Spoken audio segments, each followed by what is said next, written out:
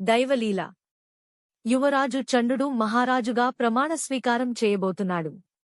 ఆ శుభ సందర్భాన్ని పురస్కరించుకుని రాజ్యంలో బాణాసంచా కాలుస్తున్నారు. నృత్యాలు చేస్తున్నారు. గీతాలు ఆలపిస్తున్నారు. సభామండపం సంగతి చెప్పనవసరం లేదు. కిక్కిరిసిపోయి ఉంది. మంత్రి సామంతులు, నగర ప్రముఖులు చండుని రాకకోసం వేచి చూస్తున్నారు. మంగళవాద్యాలు మిన్నుముట్టాయి. అత్తరు, పన్నీరు వర్షంలా కురిశాయి. చండుడు సభామండపంలోనికి ప్రవేశించాడు. ఆస్థాన పురోహితుడు మంత్రోచ్చారణ చేశాడు. శుభం పలికాడు. భగవద్గీతను చండునికి అందజేసి పట్టుకుని ప్రమాణం చేయమన్నాడు. వల్లె వేయమన్నాడిలా. శ్లో అనన్యాశ్చింతయంతో మాం ఏ జనాః పర్యుపాసతే తేషాం నిత్యాభియుక్తానాం యోగక్షేమం వహామ్యహం. మరి ఏ ఇతర కోరికలు లేక ఎవరైతే నన్నే శరణు వేడుతారో, నన్నే ఆరాధిస్తారో అలాంటి స్థిరచిత్తులైన వారి యోగక్షేమాలను నేనే చూసుకుంటాను. పురోహితుడు చెప్పిన మాటలను చండుడు వల్లె వేయలేదు సరికదా, అతన్ని కోపంగా చూస్తూ అడిగాడిలా.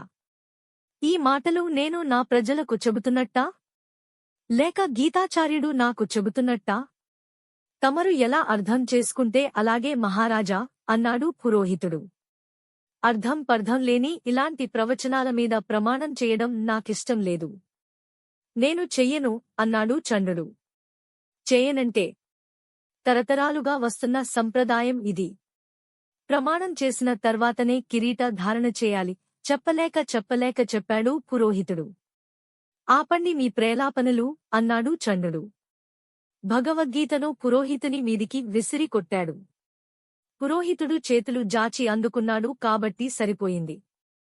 లేకపోతే గీత నేల పాలయ్యేది. కిరీటధారణ చేయండి, అవతల వేటకు వేళ అయింది, ఆదేశించాడు చండుడు. చేసేది లేక పురోహితుడు చండునికి కిరీటం పెట్టాడు. పెట్టి, మహారాజు చండునికి అని గట్టిగా అరిచాడు. తప్పనిసరే జేజేలు పలికారు ప్రజలు. ఆనందించాడు చండుడు. గుర్రాన్ని అధిరోహించి వేటకు బయల్దేరాడు. అతన్ని అనుసరించారు భటులు. అంతా నగర పొలిమేరలు దాటారు. అడవిలోనికి ప్రవేశించారు. ఎక్కడా ఒక్క మృగం కూడా కనిపించలేదు. చండునికి వేటాడితేనేగాని పచ్చి మంచినీళ్లు కూడా ముట్టకూడదనుకుని 1000 కళ్లతో వెదకసాగాడు. బంగారు లేడీ కనిపించిందతనికి. ఆశ్చర్యపోయాడు. బంగారు లేడీ ప్రస్తావన పురాణాల్లో ఉన్నట్టుగా విన్నాడు. ఇప్పుడు కళ్లతో చూస్తున్నాడు. ఎట్టి పరిస్థితుల్లో వదలకూడదనుకున్నాడు దానిని. లేడీని వేటాడి తీరాల్సిందే అనుకున్నాడు. వెంటపడ్డాడు. లేడీ అటు పరిగెత్తి, ఇటు పరిగెత్తి చండుణ్ణి ముప్పు తిప్పలు పెట్టింది. లేడీని అనుసరిస్తూ పరుగు దీయడంలో భటులకు దూరమయ్యాడు చండుడు. వారికి కనిపించకుండా పోయాడు. పరిగెత్తి నదీతీరానికి చేరుకున్నది లేడీ. చండుడు కూడా అక్కడికి చేరుకున్నాడు. అతన్ని చూసి లేడీ నదిలోనికి ప్రవేశించి అవతలి గట్టుకు చేరుకుంది. అక్కడ్నుంచి పారిపోయేందుకు ప్రయత్నిస్తూ తీగల్లో చిక్కుకుని బిక్కుబిక్కుమంటూ అటూ ఇటూ చూడసాగింది. చిక్కింది లేడీ అనుకున్నాడు చండుడు. గుర్రాన్ని దిగాడు. నది దాటి అవతలి ఒడ్డుకు చేరుకోవాలి. ధరించిన రాచదుస్తులతో ఈదడం అసాధ్యం. కాబట్టి దుస్తులు విడిచి ఏదేని పీలిక కట్టుకుని అవతలి ఒడ్డుకు చేరుకోవాలనుకున్నాడు. చుట్టూ చూశాడు. గుడ్డ పీలిక ఒకటి ఒడ్డున ఉన్న చెట్టుకి వేలాడుతూ కనిపించింది. తీసుకున్నాడు దాన్ని. ధరించిన దుస్తులు విడిచి పీలిక ధరించాడు. విడిచిన దుస్తుల్ని జాగ్రత్తగా చెట్టుకొమ్మకు తగిలించి కత్తిని నోటకరిచి నదిలోనికి దిగాడు. లేడీని గమనిస్తూ నీటిలో ఈదసాగాడు. గట్టుకి చేరుకున్నాడు. కారుతున్న నీటిని తుడుచుకుని నోటిలోని కత్తిని చేతిలోకి తీసుకునే ప్రయత్నంలో చూపు మరల్చాడు. అంతే. మళ్లీ చూసేసరికి అంతవరకు కనిపించిన చోట లేడీ కనిపించలేదు. పరుగు దీశాడు చండుడు. ఆ పొద, ఈ పొద గాలించాడు. ఎక్కడా లేదు లేడీ. ఏమైపోయింది? ఎక్కడ ఉంది? అనుకుంటూ అడ్డు తగిలిన తీగలను, చెట్ల కొమ్మలను నరుక్కుంటూ వస్తున్న చండునికి ఓ చెట్టు దగ్గర బంగారు లేడీ కనిపించింది. అయితే లేడీకి లేడీ ముఖం లేదిప్పుడు, మనిషి ముఖం ఉంది. మహా తేజోవంతంగా ఉంది ఆ ముఖం. కాళ్ళు చేతులు ఆడలేదు చండునికి. చూస్తూ నిల్చున్నాడు. కాస్సేపటికి తేరుకుని అడిగాడు. ఎవరు నువ్వు? నన్ను గీతాచార్యుడు అంటారు. నువ్వా? ఈ రూపంలో ఎందుకు ప్రత్యక్షమయ్యావు? నీకు బుద్ధి చెబుదామని. బుద్ధా? నాకా? అవును, నీకే. రాజుకి బుద్ధి చెబితే ప్రజలకు చెప్పినట్టవుతుంది. అందుకని నీకు బుద్ధి చెప్పేందుకే ఈ అవతారం ఎత్తాను అన్నాడు గీతాచార్యుడు. లేడీ శరీరం, మనిషి తల, నువ్వేం నాకు బుద్ధి చెబుతావుగాని ఇక నానుంచి తప్పించుకోలేవు, కాచుకో అని కత్తి ఎత్తాడు చండుడు. ఎత్తిన కత్తి ఎత్తినట్టుగానే ఉండిపోయింది. కిందకి దిగలేదు. ఈలోపు లేడీ పరుగున వెళ్లి నదిలోనికి దిగింది. ఈదుకుంటూ అవతలి ఒడ్డుకు చేరుకుంది. చెట్టునున్న చండుని దుస్తులు తీసుకుని ధరించింది. అచ్చు చండునిలాగే తయారయ్యింది. గుర్రాన్ని ఎక్కి వెళ్లిపోయిందక్కడ్నుంచి. ఇవతలి గట్టుమీద నుంచి అంతా ఆశ్చర్యంగా ఆందోళనగా చూడసాగాడు చండుడు. పరుగు తీద్దామంటే పరిగెత్తలేకపోయాడు. ఉండిపోయాడక్కడే. చండుడు రూపంలో ఉన్న గీతాచార్యుణ్ణి చండుడు అనుకున్నారు భటులు. అతన్ని అనుసరించారు. అంతా వెనుతిరిగారు. రాజధానికి చేరుకున్నారు. సూర్యాస్తమయం అయింది. ఏం చేయాలో పాలుపోక నది ఒడ్డున చిన్న గుడ్డపీలికతో చేతిలో కత్తితో కూర్చున్నాడు చండుడు. బాధగా ఉంది అతనికి. ఏడుపు వస్తోంది. అదే సమయంలో కట్టెల మోపును శక్తి కొలదీ లాగుతూ అటుగా రాసాగాడు ఓ రైతు. మోపు చాలా పెద్దది. మోసేందుకు బలం చాలదతనికి. అందుకని లాక్కొస్తున్నాడు. చేతిలో కత్తితో కన్నీరు పెట్టుకుంటున్న చండుణ్ణి చూశాడతను. బలంగా ఉన్నాడు. మోపు మోయగలడనుకున్నాడు. ఇదిగో కేకేశాడు. ఏంటి? అడిగాడు చండుడు. ఊరకనే అలా కూర్చునే బదులు ఈ కట్టెల మోపు మొయ్యకూడదు, నీకు కానో పరకో ఇస్తాను. పాత బట్టలు కూడా ఇంట్లో ఉన్నాయి. ఒకటో రెండో అవి కూడా ఇప్పిస్తాను అన్నాడు రైతు. నేనెవరో తెలుసా? తెలీదు. చండుణ్ణి. మహారాజుని. పిచ్చెక్కిందా? ఏంటా మాటలు? ఎవరైనా వింటే తొక్క తీస్తారు అన్నాడు రైతు. నేను చెబుతున్నది నిజం. నా పేరు చండుడు, నేను మహారాజుని. ఆ మాటలకు భలే కోపం వచ్చింది రైతుకి.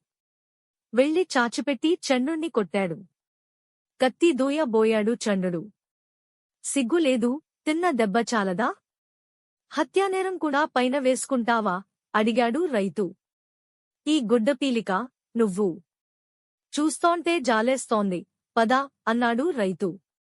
చండుడి భుజం మీద కట్టెలమోపు ఉంచి బయల్దేరదీశాడతన్ని. ఆకలి, అంతు చిక్కని పరిస్థితి, దానాదీనా ఎదురు చెప్పలేదు చండుడు. రైతు సహా ముందుకు నడిచాడు. రాత్రి అయింది. రైతు పెట్టిన కూడు తిన్నాడు చండుడు. ఇచ్చిన బట్టలు కట్టుకున్నాడు. వస్తున్న నిద్రను ఆపుకుని రాజధానికి పరుగుదీశాడు. అంతఃపురానికి చేరుకున్నాడు. కాపలాగా ఉన్న భటులను పట్టించుకోక అంతఃపుర ప్రవేశం చేయబోయాడు. భటులు వెనక్కి లాగి రాదారి మీదికి తోసేశారతన్ని. ఏంటా సాహసం? చస్తావు, పో ఇక్కడ్నుంచి అన్నారు. నేను మహారాజు చండుణ్ణి గట్టిగా అరిచాడు. ఆ మాట కోటలోని రాజుగారికి ఎక్కడ వినవచ్చిందేమోనని అటుగా చూసి ఏ అలికిడీ కనిపించకపోవడంతో బతికామనుకున్నారు భటులు. చండుణ్ణి చావబాదారు తర్వాత. పో ఇక్కడ్నుంచి అన్నారు. జాలిపడి పంపేశారక్కడ్నుంచి. ఏడుస్తూ నడచి అలసిపోయాడు చండుడు. నిద్ర ముంచుకొస్తోంటే ఆ రాత్రి ఓ ఇంటి అరుగుమీద పడుకున్నాడు. తెల్లారింది. అరుగుమీద పడుకున్న అనామకుణ్ణి చూసి ఆ ఇంటి ఇల్లాలు భయపడింది. చేతిలో ఉన్న పేడనీళ్లు ముఖం మీద కొడదామనుకున్నది. అంతలో మేల్కుని చేతులు జోడించాడు చండుడు. జాలిచెంది ఆ ప్రయత్నాన్ని మానుకున్నదామె. ఇంత చద్దిబువ్వ పెట్టింది. తిని కూర్చున్నాడక్కడే. పిల్లలు ఆడుకుంటూ తమనే నవ్వుతూ చూస్తున్న చండుణ్ణి పిచ్చివాడనుకున్నారు. అతని మీద రాళ్లు రువ్వారు. వచ్చిపడుతున్న రాళ్లను తప్పించుకుని ఓ మూలగా నక్కి కూర్చున్నాడు చండుడు. అంతలో రాచఠీవిలో చన్నుడి రూపంలో మహారాజుగా ఉన్న గీతాచార్యుడు గుర్రం మీద అటుగా ఊరేగింపుగా వచ్చాడు. రాజుని చూసి పిల్లలు సహా చేతులు జోడించి నమస్కరించారతనికి. అసలు చన్నుడు అది తట్టుకోలేకపోయాడు. బోరుమన్నాడు. ఎంతకాలం ఇలా ఏడుస్తూ కూర్చుంటాను? ఏడుస్తూ కూర్చుంటే తిండి ఎవరు పెడతారు? అయిపోయిందేదో అయిపోయింది. పోయిన రాచరికం తిరిగిరాదు. ఏదో ఒకటి పని చూసుకోవాలనుకున్నాడు చంద్రుడు. అనేక పనులు చేయసాగాడు. అలవాటు లేని పని, కాయ కష్టం చేసుకుని బతకసాగాడు. తప్పు చేసిన రోజు, తన్నులు తిన్నప్పుడు ఈ కష్టాలకి మూలం పొగరు. పట్టాభిషేకం రోజున అలా ప్రవర్తించకుండా ఉండాల్సింది అనుకునేవాడు. నిజమే. మరే ఇతర కోరికలు లేక ఎవరైతే భగవంతుణ్ణి శరణు వేడుతారో, అతన్నే ఆరాధిస్తారో అలాంటి స్థిరచిత్తులైన వారి యోగక్షేమాలను భగవంతుడే చూసుకుంటాడనుకున్నాడు. రోజులు, వారాలు, నెలలు గడిచిపోయాయి. చన్నుణ్ణి గుడ్డి బిచ్చగాళ్లు చేరదీశారు. భిక్షాటనలో బిచ్చగాళ్లకు సహకరించడం, వారికి రాత్రీపగలు ఇంత తిండి వండి పెట్టడం చండుని పని అయింది. తన పేరు చండుడని, తాను మహారాజునని మరచిపోయాడతను. ఒకనాడు దండోరా వినవచ్చింది. వారం రోజులపాటు రాజమందిరంలో బిచ్చగాళ్లకు మాత్రమే విందు ఏర్పాటు చేస్తున్నారు. విందు అనంతరం రాజుని ఏకాంతంలో కలసి కష్టసుఖాలు వెళ్లబోసుకోవచ్చు. బిచ్చగాళ్లతో పాటు చన్నుడు కూడా అంతఃపురంలో వరసలో నిల్చున్నాడు. అంతఃపురాన్ని వింతగా చూస్తున్న అందరితో పాటు అతను చూడసాగాడు. అందులో అణువణువు అతనికి తెలుసు. తెలియనిది లేదు. అయితే అంతఃపురానికే తానెవరో తెలియదనుకున్నాడు చంద్రుడు. కళ్ళు చెమర్చుకున్నాడు. విందు అయిపోయింది. రాజుని ఏకాంతంలో కలిసే అవకాశం వచ్చింది. చండుని వంతు వచ్చింది. కలుద్దామా? వద్దా? మీమాంసలో పడ్డాడతను. ఆ మీమాంసలో ఉంటుండగానే భటులు అతన్ని రాజు ముందు ప్రవేశపెట్టి వెళ్ళిపోయారు. నువ్వు నిజంగా బిచ్చగాడివేనా? అడిగాడు రాజు. చండుడి రూపంలో ఉన్న గీతాచార్యుడు. కాదు మహారాజా. గర్వంతో భగవంతుణ్ణి ఎదిరించి బీదరికాన్ని కొని తెచ్చుకున్నవాణ్ణి. గుడ్డి బిచ్చగాళ్లకు వండిపెడుతూ ఇలా బతుకుతున్నవాణ్ణి. నీలో చాలా మార్పు వచ్చింది. పశ్చాత్తాపాన్ని మించిన శిక్ష లేదు. నీ సింహాసనం నీకిచ్చేస్తాను, తీసుకో. వద్దు మహారాజా. గర్విష్ఠులు, పొగరుబోతులు రాజులు కాకూడదు. సర్వాంతర్యామి, సర్వేశ్వరుడే అందరికీ రాజు. ఈ సంగతి తెలుసుకున్న వివేకులే రాజులు కావాలి. ఈ ప్రపంచానికి ఆ జగద్రక్షకుడే మహారాజు. అతన్నే నేను నమ్ముకున్నాను. నా యోగక్షేమాలు అతనే చూసుకుంటున్నాడు. అందులను జాగ్రత్తగా చూసుకోమని ఆదేశించాడు. చూసుకుంటున్నాను. ఇప్పుడు రాజునైతే వారినెవరు చూసుకుంటారు? వారికి ఎవరు దిక్కు? నేను. నామీది నమ్మకాన్ని నేను వమ్ము చెయ్యను అన్నాడు గీతాచార్యుడు. మహారాజా, ఆశ్చర్యపోయాడు చండుడు.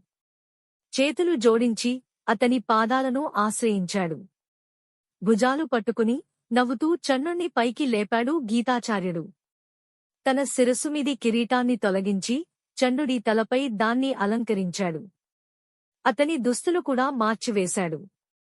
శుభం అన్నాడు. అదృశ్యమైపోయాడు. భటులు వచ్చారు. ఎటువంటి మార్పును వారక్కడ గమనించలేకపోయారు. చండుడు మహారాజుగా సింహాసనాన్ని అధిష్ఠించాడు. అంతా దైవలీల అనుకున్నాడు.